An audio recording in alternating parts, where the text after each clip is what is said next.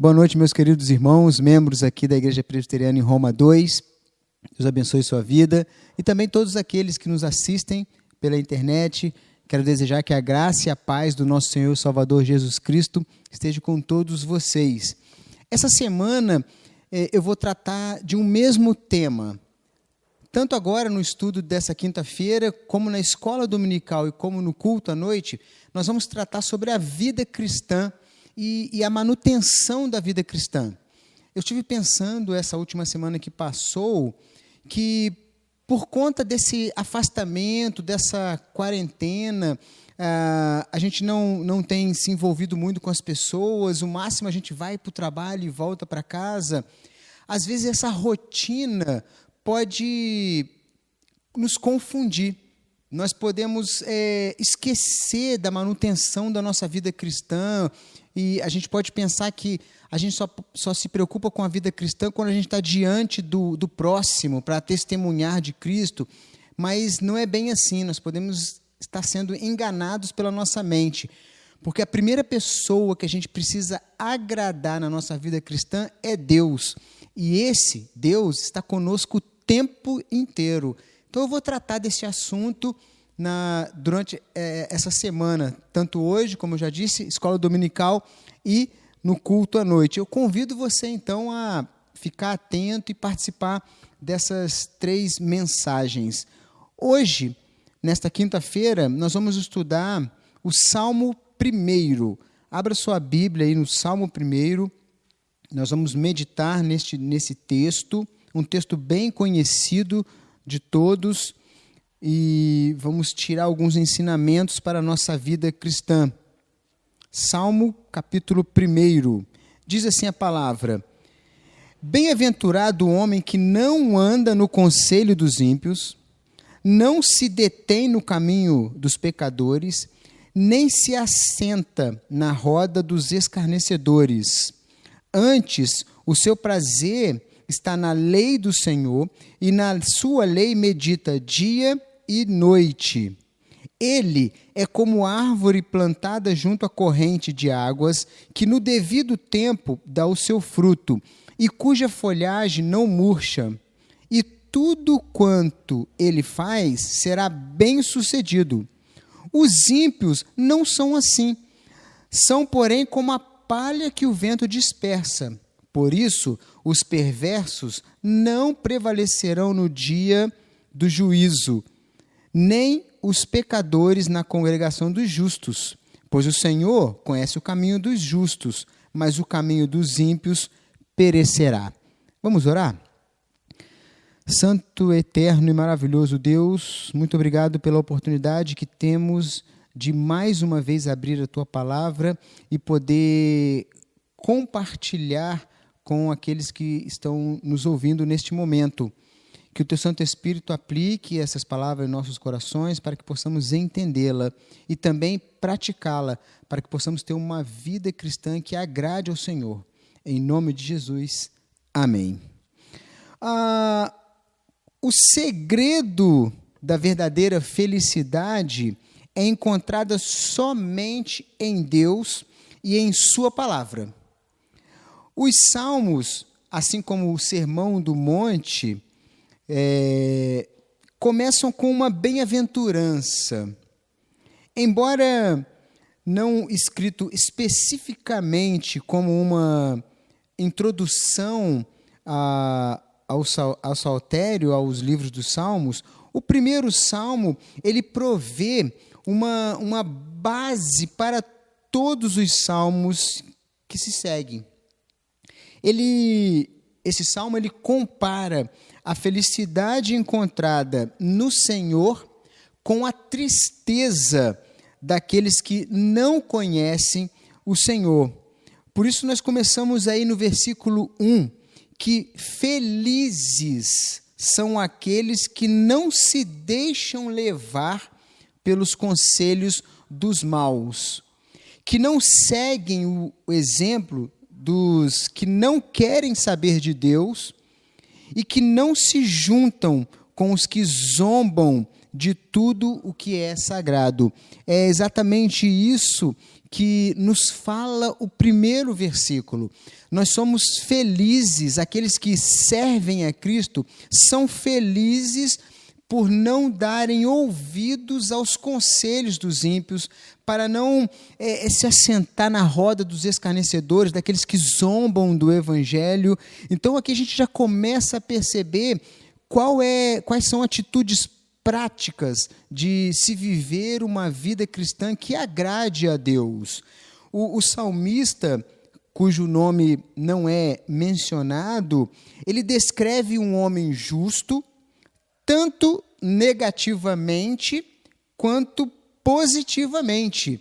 A gente consegue perceber sobre o homem justo essas duas questões. E nós vamos ver isso no decorrer da exposição. Negativamente, ele lista 3 tipos de pecadores, 3 expressões de pecado e 3 lugares de pecado que estão disponíveis aos justos, ou melhor, ao justo, mas não são frequentados por ele. A ideia do salmista é isso, aquela ideia de que existem esses lugares que são lugares que tiram o cristão da presença do Senhor. Eles são reais, mas cabe ao cristão, ao justo, não se envolver com esses lugares. Em ordem ascendente são: não andar no conselho dos ímpios, isto é, na conduta não é moldada por padrões mundanos, não se detém no caminho dos pecadores, isto é, não faz associação com os perversos e não se assenta na roda dos escarnecedores, isto é, não tem comunhão com aqueles que desprezam a Deus.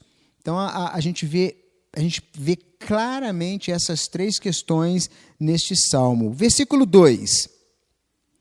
Quando o justo consegue observar essas áreas de pecado e evita essas áreas, o versículo 2 mostra o contraste. Por que esse justo não se contamina com esses lugares de pecado mencionado no versículo 1?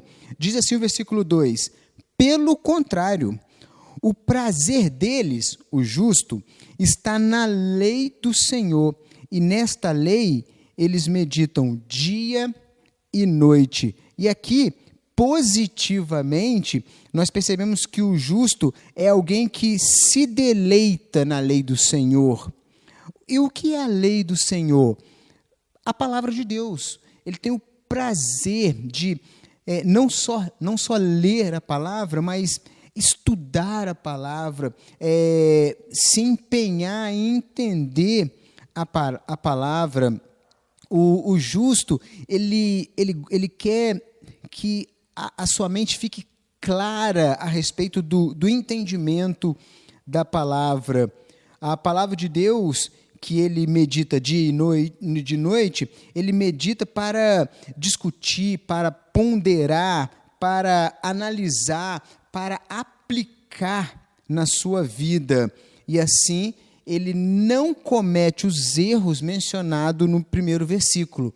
Ele não se assenta na roda dos escarnecedores, ele não anda segundo o conselho dos ímpios, ele não se detém no caminho dos pecadores, porque o justo, ele medita, ele pondera, ele analisa a lei do Senhor, que é a palavra de Deus. E então nós entramos no versículo 3.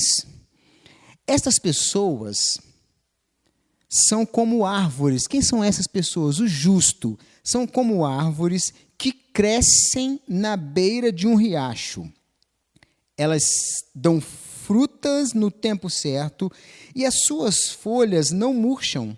Assim também, tudo que essas pessoas fazem dá certo. Versículo 4. O mesmo, aí vem o contraste. Aí do versículo 4 em diante, começa o contraste entre aquele que é justo, que medita na lei do Senhor dia e noite, e aquele que não medita na lei do Senhor dia e noite. O mesmo não acontece com os maus. Eles são como a palha que o vento leva. Então, por último, o justo aqui, ele é descrito como uma árvore que dá bons frutos, e dá frutos na estação própria, na hora certa.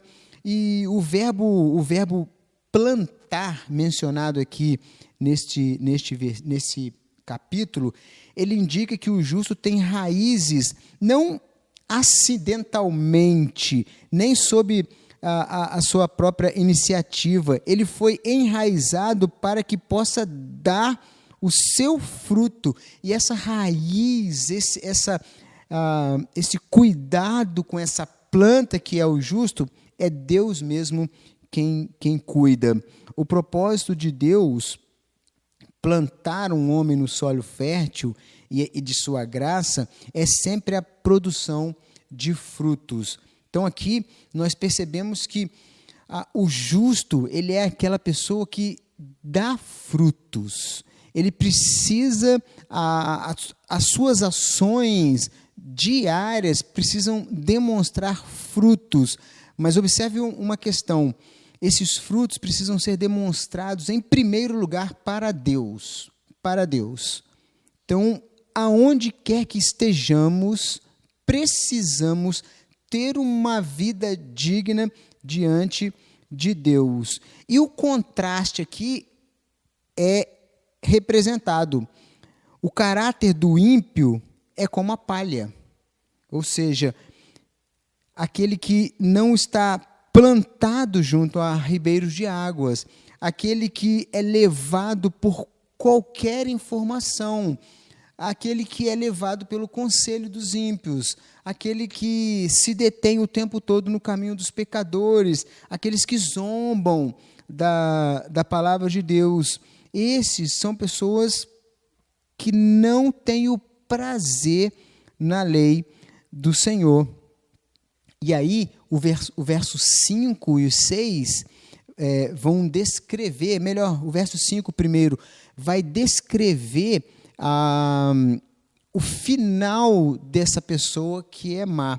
Diz assim o versículo 5: no dia do juízo, eles serão condenados e ficarão separados dos que obedecem a Deus.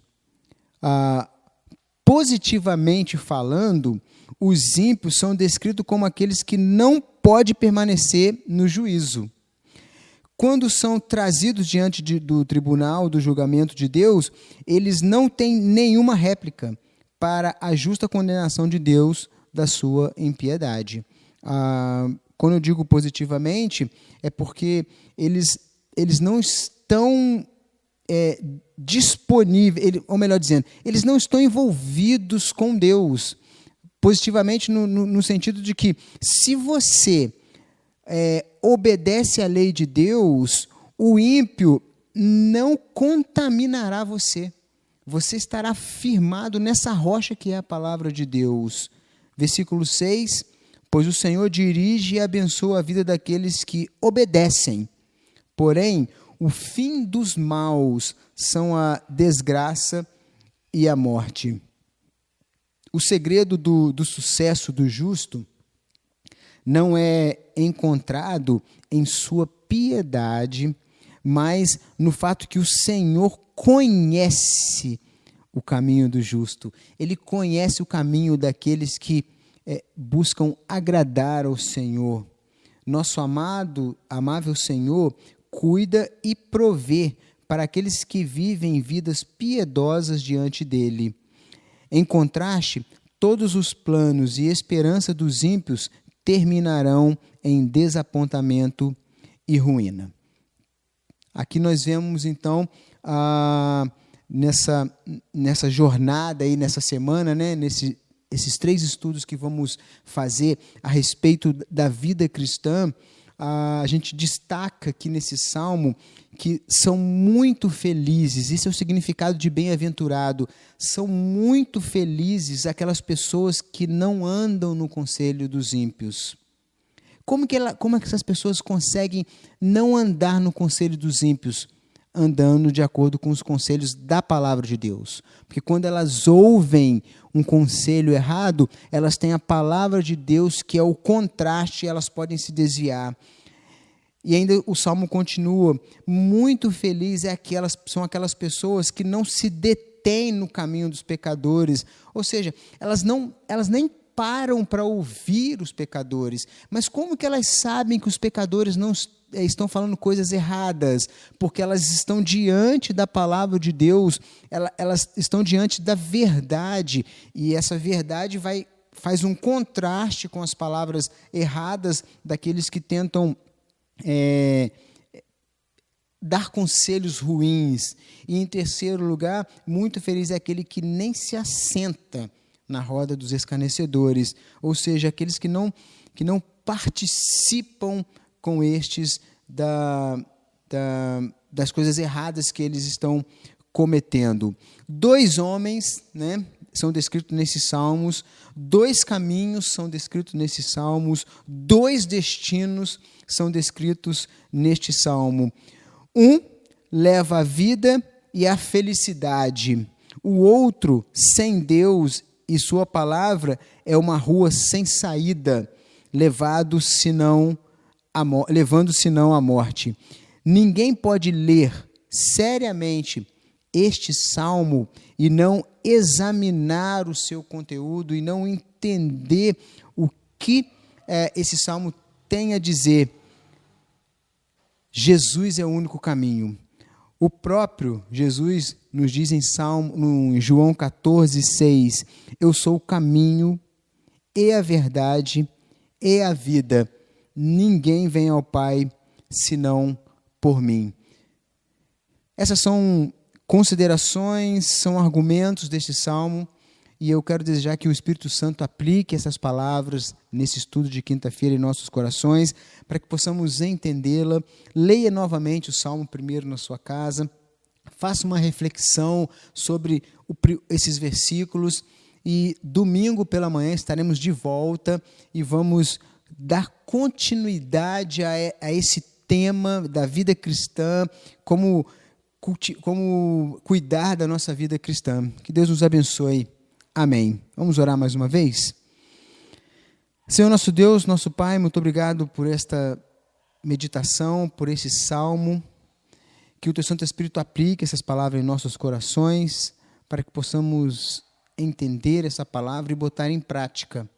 Que o Senhor abençoe as nossas vidas, abençoe aqueles que estão nos assistindo, seus familiares, em nome de Jesus. Amém.